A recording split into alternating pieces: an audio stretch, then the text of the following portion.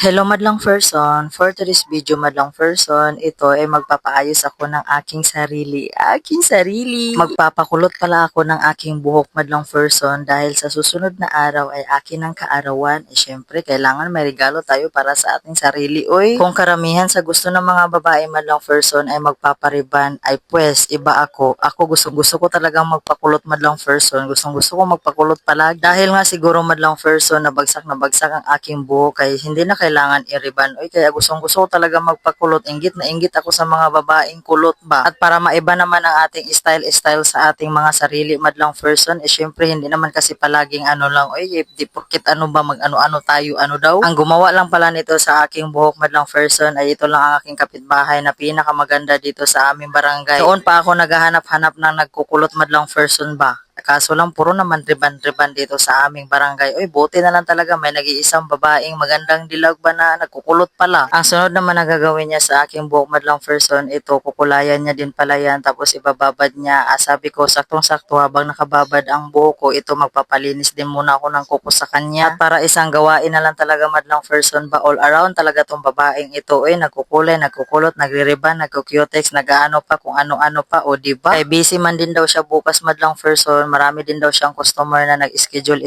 sa mga paa-paa. Kaya ayan, sabi ko sa kanya, palinis na lang din ako habang nakababad ang buhok ko. At pala noon pa ako nagtanong sa kanya about sa kulot-kulot kasi nung graduation ko kasi madlang person ba, gustong-gusto ko talaga mag-permanent kulot kaya ang ginawa na lang sa buhok ko nung nag-graduation ako ay DIY kulot na lang. Uy, no choice man. At nagpaalam din pala ako kay Victor madlang person na magpapakulot ako. Ay alam naman niya yan. Uy, na gustong-gusto ko talagang magpakulot at matagal na rin talaga akong nagpaalam sa kanya ba. Kaya sabi niya, ikaw bahala kay sarili mo man yan. Nagpapaalam talaga ako kay Victor madlang person tuwing nagpapaayos ako sa aking sarili. At saka yung kadalasan lang talaga madlang person, yung buwan-buwan, yung ano lang, yung pa, ayan na, linis-linis lang ng kuko sa paa. At yung about sa buhok madlang person, ngayon lang talaga itong kulot-kulot na to. Kaya sobrang saya ko talaga. Tapos sabi ni Victor sa akin, bakit kailangan mo pang pagpaalam? Sabi ko, gusto ko lang magpaalam para malaman mo, bakit ba? Ganyan talaga ako madlang person, nagpapaalam ako para malaman din niya kung saan napunta ang kanyang pera. At hindi naman din kasi ako talaga gastador madlang person, hindi ako todo walda sa pera niya at alam na alam ni Victor yan. O di ba Victor, ano na? At ayan na nga madlang person, tapos na rin pala ako magpalinis sa aking paa kay saglit lang naman yan. Oy, tapos ayan, binanlawan ko na pala yung buhok ko at naka-blower na rin yan. O di ba sobrang ano, lalo akong gumanda no, char. Halos bagay naman kasi sa akin lahat madlang person kay maganda man ako, wag kang kukontra dyan kay sumbagon ti karon. Natuwa ako sa result ng aking kulot na buhok madlang person at mura lang pala ang singil ni ate dyan sa may gusto, PM lang kayo sa akin.